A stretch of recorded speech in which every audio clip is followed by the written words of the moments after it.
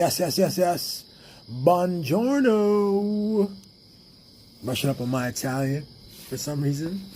I know. What's up, yo? Happily sees it. Another episode. Thanks for being here. What up? Yo, this is going to be a short one today. Sheba and I just got back from dinner at Little Donna's, one of our favorite places out here in Baltimore. Delicious. Had a couple old fashions. Feeling good. Chilling right now, you know what I'm saying? On a Tuesday. I just wanted to get on and just follow up on yesterday's conversation. The people who were on yesterday, you know I spoke about the wedding that we attended on the weekend. The wedding of my good friend Jesse and his new wife Jocelyn. Two excellent people. I'm very happy for them. And I did the video talking about the experience and talking about some of my, personal feelings throughout the ceremony as I was interpreting things. I was doing an intentional exercise in sharing, how I experienced the wedding. And I thought it was good. Obviously, I really enjoyed the wedding, but Jesse saw it. Apparently, he messaged me. He answered some of the questions I had in the video, and I ended the video with kind of like I recreated this speech that I would have given at Jesse's thing. So he called and talked to me about that, and it was a pretty interesting thing. But one of the things I realized that I wanted to say in my speech, in my mock speech, was this. Jesse's not white, or there's someone who's not white inside of Jesse. And it's funny that, I've always said this and known this for a long time, but at the wedding, someone else corroborated it, and the whole room corroborated. Diego, who's a filmmaker, a Latin American filmmaker, and a good friend of Jesse's, one of Jesse's longtime friends, and he gave a speech talking about just who Jesse is and the kind of work he's done in the world and how he shows up in the world, and that it's clear that he's not a white guy. There's a Latin man somewhere inside of Jesse.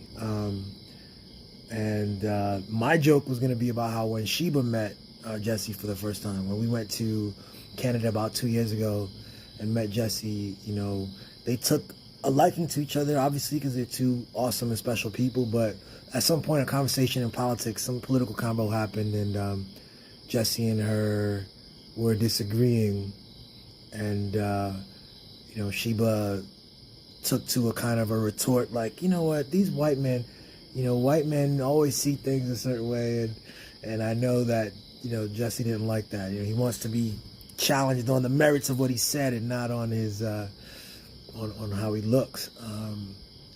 And it's funny how and I told Sheba that at the time.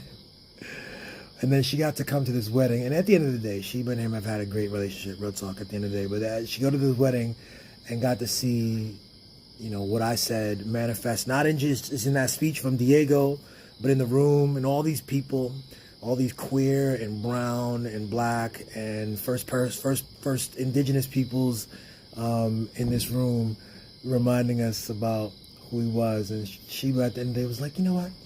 Yeah, I guess Jesse can get a pass. I guess he can get a pass. Sorta.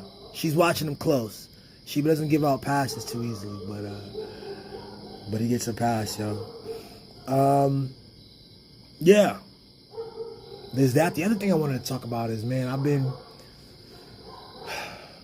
I just released a couple of videos of like my music, of all of my songs in a single video, all of my sort of albums, which were all released as separate little singles on YouTube. But I had like a video where, all the songs are on a single video.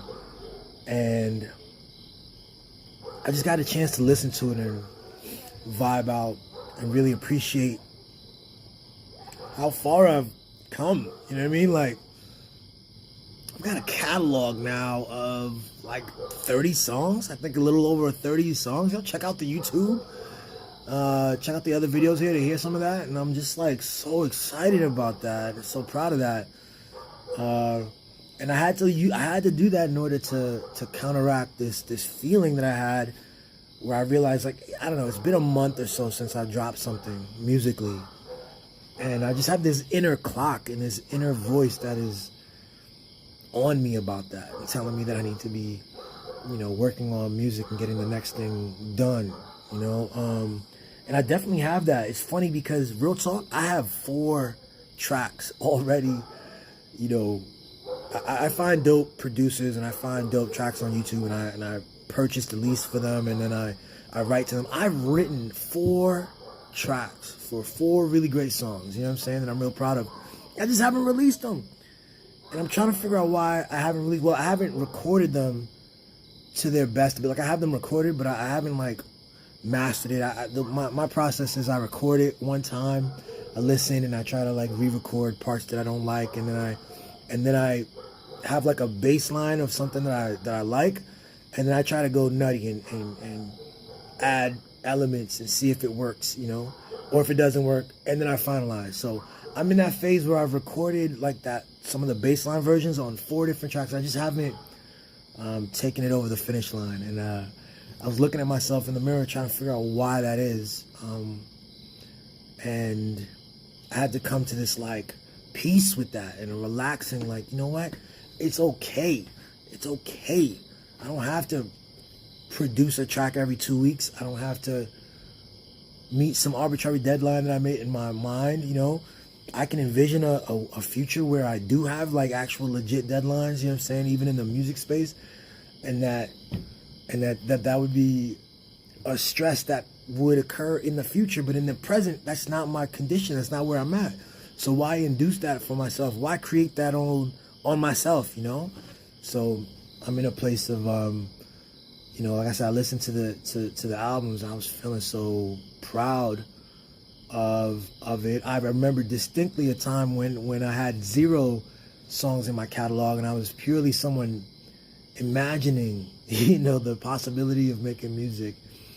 And now I'm in this completely different place, a place where people check for my music, and I get emails from different artists, talking about collabs and shit like this. Like, that's dope, So,